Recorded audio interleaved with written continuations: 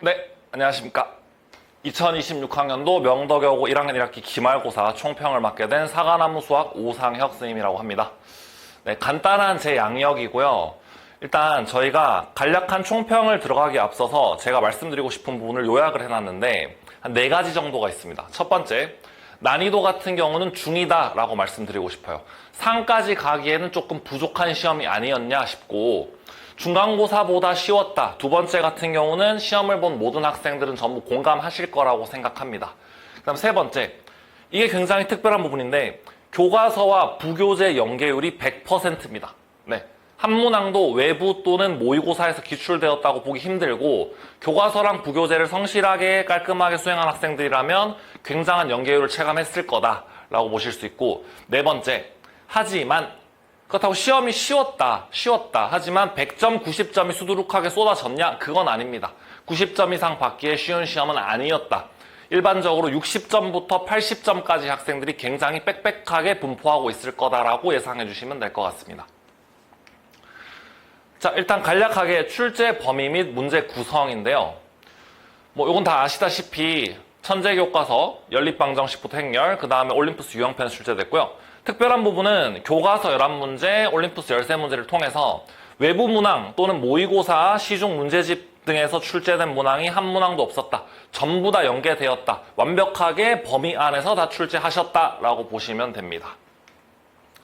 자, 문제별 출제 분석인데 18번까지는 객관식이고요. 그 다음에 서답형이 6문항인데 이 중에 중요한 사실은 1번부터 10번 또는 11번까지가 교과서 연계 문항이고 11번 이후 서답형 6번까지는 전부 올림푸스 연계 문항이었죠. 그래서 부교재를 2번 이상 완벽하게 풀어낸 학생들에 한해서 평균이 많이 올라갔을 것이다 라고 판단할 수 있습니다. 자, 이제 제가 측정한 굉장히 주관적이에요. 네, 객관적인 거 아니고 제가 봤을 때 주관적인 입장인데 최상 난이도는 2문제가 있습니다. 네, 서답형 마지막 문제들이고 그 다음에 이제 상난이도 4문항, 중난이도 8문항, 하난이도 10문항인데 이 부분이 아마 중간고사와의 난이도 차이를 만들어냈지 않나 싶어요. 왜냐하면 중간고사는 하난이도 문항이 많지 않고 대부분 중 이상의 난이도로 구성이 되어 있었습니다. 근데 여기 같은 경우는 1번부터 10번까지가 사실 이게 어떻게 된 거지? 너무 쉽나? 애들 다 맞추려나? 이 정도의 느낌으로 출제됐기 때문에 교과서를 거의 컨트롤 C, 컨트롤 V에서 붙였다라고 보시면 돼요. 자, 그 다음 예상 등급 컷인데 제가 조금 높게 잡았습니다. 조금 높게 잡았고 실제로는 중간고사 때부터 해서 요것들보다는 조금 낮게 나오더라고요. 그래서 1등급은 88에서 92점인데 아마 85점까지 내려갈 수도 있을 것 같기도 하고요. 네, 2등급 컷도 제가 78점, 70 후반으로 잡아놨지만 70 초반 또는 극도로 많이 내려가면 60 후반까지도 갈 수도 있지 않을까라는 예상을 하고 있습니다. 근데 2등급은 좀 말씀드리기가 조심스러운 게 지금 평균이 많이 올라갈 것으로 예상되기 때문에 하위권 또는 중하위권이었던 학생들이 부교재를 열심히 풀어서 70점대 또는 60점대 이상으로 올라간 학생들이 많아요. 그래서 2등급은 제가 일부러 조금 높게 잡았고 여기보다 조금 낮을 수도 있고요. 아마 이 정도에 형성될 수도 있을 것이다 라고 예측하고 있습니다. 자, 이제 세부 문항별 분석으로 한번 들어가 볼 건데요. 일단 5번 같은 경우는 교과서랑 동일하고요. 제가 이제 직보 때 나눠줬던 교과서 변형 자료에서도 그냥 문자 이제 팩토리얼 숫자까지 똑같이 나왔죠. 요 같은 경우는 교과서 한번 풀어봤으면 충분히 쉽게 풀 수 있는 문항이었다라고 보실 수 있고, 두 번째, 요 객관식 다른 문항 같은 경우도 동일하게 교과서에서 출제되었습니다. 교과서 뒤쪽에 보면 얘를 올바른 방법으로 고쳐보라 라고 했는데 여기를 거두절미한 상태로 그냥 객관식으로 출제했다라고 보실 수 있고, 이 정도는 사실 교과서를 풀어보면은 연계를 많이 느낄 수 있지만 풀어보지 않더라도 일반적인 좀 괜찮은 실력의 학생들 같은 경우는 충분히 풀어볼 수 있다라고 봐주시면 좋을 것 같고요. 네, 그 다음 이제 객관식의 12번 문항인데 지금 보게 되면 올림푸스에도 동일하게 있고요. 제 이제 파이널 교재 또는 올림푸스 변형 교재에도 다 실려 있었습니다. 그래서 일반적인 학생들 같은 경우는 한 2번 이상 무조건 풀어봤을 텐데 여기가 지금 보시면 기존 문제는 A 학생을 포함하여라고 해서 학생이 1명인데 시험에서는 A, B를 포함하여라고 해서 학생이 2명으로 늘어난 조건 변형 문제죠. 근데 이거 같은 경우는 기존에 풀던 방식을 그대로 유지한 채로 자기가 이제 좀 더 사고를 통해서 두 명일 땐 어떤 상황으로 바뀌지라는 걸 인지할 수 있어야만 해결할 수 있었다라고 보실 수 있습니다. 그래서 점수가 조금 기대에 못 미치는 학생들은 여기서부터 버벅버벅했을 것이고, 점수가 조금 괜찮은 학생들은 이 정도는 스무스하게 넘겼을 거야 라고 봐주시면 될 것 같습니다. 자, 그 다음 객관식 문항인데요. 요 같은 경우에도 올림푸스에 보면 내신수는 고난도 거기에 실려 있죠. 그리고 제 이제 변형 교재도 실려 있는데, 기존에 이제 완벽하게 생긴 직사각형에서 양쪽 끝을 잘라낸 형태들이죠. 잘라낸 형태들 어떻게 셀 수 있냐라는 것에 대해서 정확히 케이스 쪽에서 세로 높이별로 세어봤다면 이것도 충분하게 한 1, 2분 안에 해결할 수 있었다라고 보실 수 있습니다. 그러니까 이게 안 풀어보고는 사실 50분 내 시간 커팅이 안 되는 거죠. 네. 그 다음 객관식 16번인데, 얘 같은 경우가 올림푸스 교재에 보시면 이제 한 쌍의 실근을 갖는다라고 돼 있는데, 요 세 쌍의 실근을 갖는다는 것 자체가 조금 생소할 수 있습니다. 하지만 이것까지도 사실 세 쌍의 실근을 갖는다, 이 문제 외에도 다른 파이널 문제에서 다 이미 예상을 했었기 때문에 세 쌍 또는 한 쌍의 실근을 갖는 형태에 대해서 조금 많이 풀어본 학생이라면, 아, 이런 상태에서 여기에서 중근이 나오고 여기에선 서로 다른 두 실근이 나오면 되겠구나, 또는 서로 다른 두 실근 두 개가 나오는데 두 개가 근이 겹치는 형태가 되면 되겠구나 정도를 판단하고 이미 예상한 상태로 문제를 풀 수 있었을 거예요. 자, 그 다음 여기서부터 이제 문제인데, 객관식 10번이라고 돼 있는데 마지막 서술형 6번이죠. 서술형 6번 같은 경우는 이제 올림푸스에서는 이런 식으로 나왔죠. 올림푸스에서는 A 빼기 B, B 빼기 C, C 빼기 A로 나왔는데, 여기에다가 C-A 빼기 2를 추가해주면서 올림푸스에서 풀어봤던 케이스로 쪼개는 것까진 맞는데, 거기에서 케이스를 세는 방식 자체가 조금 노가다성이 들어간다라고 봐주시면 됩니다. 그래서 제가 학생들한테 수업할 때 강조하는 게, 변형 문제라 또는 올림푸스 부교재를 풀어보는 건 좋은데 거기에서 무조건적으로 답지식에 의존할 게 아니라 실제로 케이스 쪽에서 많이 세어보고 피지컬적인 측면을 늘려야 된다라고 많이 강조를 했습니다. 그게 먹힌 문항이 요 마지막 서술형 문제인 것 같고요. 네. 자, 그래서 이제 2학기에 대해서 저희가 대비를 해야죠. 네. 잘 봤으면 기쁠 것이고 못 봤으면 아쉬웠겠지만 2학기를 또 향해 나아가야 되는 입장이기 때문에 시간은 기다려주지 않잖아요. 그러니까 등급별 학습 전략에 대해서 한번 논의해 보겠습니다. 첫 번째, 3에서 5등급 같은 학생들 경우에는 시중 문제집, 또 마플 시너지, 또는 센, 일품 등등 더 나아가서 더 어려운 문제집들이 있을 텐데, 그 문제들을 푸는 것 자체가 시간 낭비일 수도 있습니다. 어떻게 보면 저희는 내신 등급을 올려야 되는 입장에서 시험에 직접적으로 출제되는 교과서랑 부교재가 있는데 거기를 똑바로 못 풀었으니까 3에서 5등급이 나올 거잖아요. 근데 그 뻔한 범위를 놔두고 왜 다른 문제집을 풀고 이상한 방법을 찾고 있냐 이거죠. 무조건적으로 교과서랑 부교재를 완벽하게 푸는 것을 목표로 해야 합니다. 아마 100% 확신하겠지만 3에서 5등급 학생들은 교과서, 부교재를 완벽하게 풀지 못한다. 더 나아가면 70%의 정답률도 안 나온다라고 제가 감히 예상을 한번 해보겠습니다. 자, 2등급 학생들 같은 경우는 아쉽게 1등급을 놓쳤거나 또는 2등급 하위권이라면 요 3회 5등급에 붙어있을 확률이 높은데, 이 친구들 같은 경우는 부교재를 한 번은 풀어봤을 거예요. 풀어봤으니까 2등급이 나오겠지만 한 번 또는 두 번 정도만 해결해 봤을 것이고, 거기에 따른 다른 변형사항 또는 다른 조금 더 나아간 심화된 문제의 형태에 대해서 다뤄보지 않았을 거다라고 봐주시면 됩니다.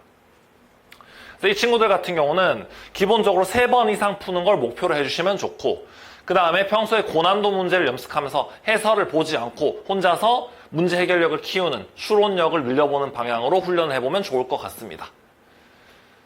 자, 1등급 학생들 같은 경우에는 요번에 컷이 많이 올라올 거예요. 기말고사, 중간고사에 비해서는 컷이 많이 올라올 건데, 이 컷이 많이 높기 때문에 동점간 학생들이 많아서 2학기 또한 절대로 방심할 수 없다. 본인이 1등급일지언정 다른 학생들이 조금만 더 잘 봐버리거나 본인이 실수해서 내려가 버리면 2학기 때 역전당할 수도 있다. 방심은 절대 금물이다라고 보실 수 있고요.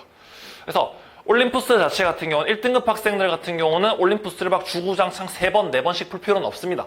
왜냐하면 올림푸스 문제집 자체가 문제에 대한 형태를 익숙하게 하기 위함이지 그 문제가 어려워서 푸는 건 아니거든요. 그래서 한 2회 정도 또는 변형 문제를 포함해서 3회 정도만 딱 풀어보면 충분하고, 그 학생들 같은 경우는 3회를 푸는데 오래 걸리지도 않습니다. 그래서 금방 빠르게 방학을 이용해서 한번 해결해 보시고, 그 외에 지도서 또는 시중교재 또는 학력평가 킬러 문항 같은 것들을 풀면서 평소에 문제 해결력, 실력 자체를 키워놓고 수시와 정시를 동시에 대비할 수 있는 전략으로 가는 게 좋을 것 같아요. 네, 다음은 제 수업 안내입니다. 일단 저는 SS반, 최상위반 하나 운영하고 있고 A2반, 이제 기본반 하나 운영하고 있는데, 최상위반 학생들 같은 경우에는 7월 이제 정규반에서 마플 교과서와 제 자체 교재인 알파를 다룰 건데, 마플 교과서라고 생각하시면 기본서라고 보실 수도 있지만 기본서 중에선 조금 난이도가 높은 편이죠. 그래서 그 문항들을 통해서 전체적인 모든 유형을 아우를 수 있는 개념 학습을 진행한다. 그리고 본인이 혼자서 개념 학습을 하는 것과 전문가인 강사 입장에서 내신에 맞춰서 풀어내주는 개념 수업을 듣는 것은 완전히 다르다라고 보시면 돼요. 그래서 제가 마플 교과서 그 다음에 또는 밑에 수토반 같은 경우는 센비를 진행하면서 내신에 알맞은 실전 개념들과 기본 유형을 완벽하게 정리해 줄 겁니다. 그 작업을 방학 동안 진행하고 9월부터 본격적인 내신 대비에 들어간다라고 보시면 됩니다. 그래서 각각 반은 수업 1시간 전에 클리닉이 존재하고, 네, 근처 학교, 강서구 또는 양천구 인근 기출문제 풀어보면서 제가 개인적인 첨삭을 진행하는 형태로 수업을 진행하고 있습니다. 그 다음 방학특강 같은 경우에는 제가 공수2 개념반을 개설했습니다. 그래서 공수2에 처음 입문하거나 한번 예전에 진행했지만 쌤 다 까먹었어요 또는 하긴 했는데 제가 잘할 수 있을지 모르겠어요 라고 하시면 방학특강 같이 수강해주면서 더블링으로 병행한다라고 보시면 효과가 압도적으로 폭발하게 됐습니다. 네. 괜히 공수2가 어설프게 돼 있는 상태에서 공수2도 하고 2학년 불안한데 해서 대수도 같이 진행하게 되는 그런 형태의 수업은 최상위권 학생들이라면 괜찮을지 모르지만 일반적인 학생들 같은 경우에서는 공수2를 2번으로 병행해서 반복해주는 게 훨씬 더 시너지가 좋다라고 생각하시면 됩니다. 네, 이 부분은 제가 자신있게 말씀드릴 수 있는 저만의 압도적인 명덕여고 컨텐츠인데, 첫 번째는 교과서 변형 문제예요. 교과서를 기본적인 원본을 한번 풀어본 상태에서 변형된 문제, 조금 더 난이도를 올린 상태의 시중 문제와 결합된 교과서 유형의 문제들을 많이 풀어볼 수 있다. 그래서 숫자 변형도 있고 다른 유사 문항도 실려있기 때문에 여러 가지 상황을 대비할 수 있다고 보시면 됩니다. 그럼 두 번째는 올림푸스 유형편 변형 문제인데, 이거 같은 경우에는 제가 버전을 한 2가지에서 3가지 정도 만들고 있어요. 그래서 조건 A가 있고 조건 B가 있고 조건 C가 있으면 여러 가지 상태에 다 대비한 훈련을 하셔야 된다라고 보면 됩니다. 올림푸스 원본을 풀어보는 것만으로 대비가 되진 않습니다.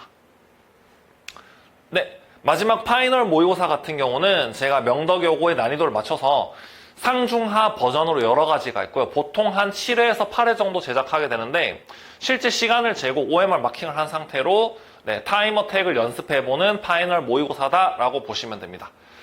기존에 연습을 많이 했더라도 파이널 모의고사 같은 타임어택 형태의 시험을 보지 않으면 실제 시험에선 긴장이 돼서 시간이 더 끌리게 되거든요. 그래서 무조건적으로 OMR 카드를 갖다 놓고 실전과 유사한 훈련을 해보는 것만이 고득점으로 갈 수 있는 지름길이 될 것입니다.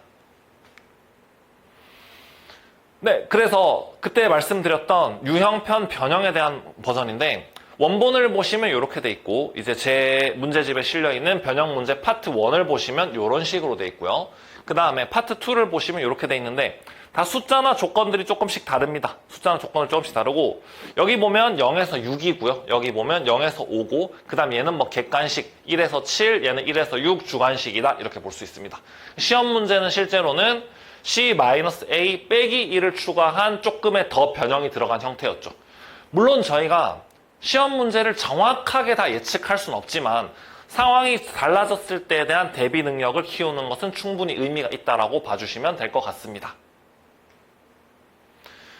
네, 마찬가지 제 수업을 이번에 들은 학생들, 기존의 제 학생들 또는 외부에서 제 수업으로 유입된 학생들 전부 다 한 명도 빠짐없이 성적이 다 올랐고요. 그 중에서 충격적으로 30점 이상 오른 학생들이 3명이나 있습니다. 그 다음에 20점 이상 오른 학생들은 3명이나 있는데, 비결은 다른 곳에 있는 것이 아니라 부교재를 완벽하게 해석하고 거기에 알맞는 학습을 시키는 것만이 정답이라고 봐주시면 될 것 같습니다. 네, 여름방학을 잘 준비해서 저와 함께 압도적인 2학기 성적을 찍어내 보면 좋을 것 같습니다. 이상으로 총평 마치도록 하겠습니다. 감사합니다.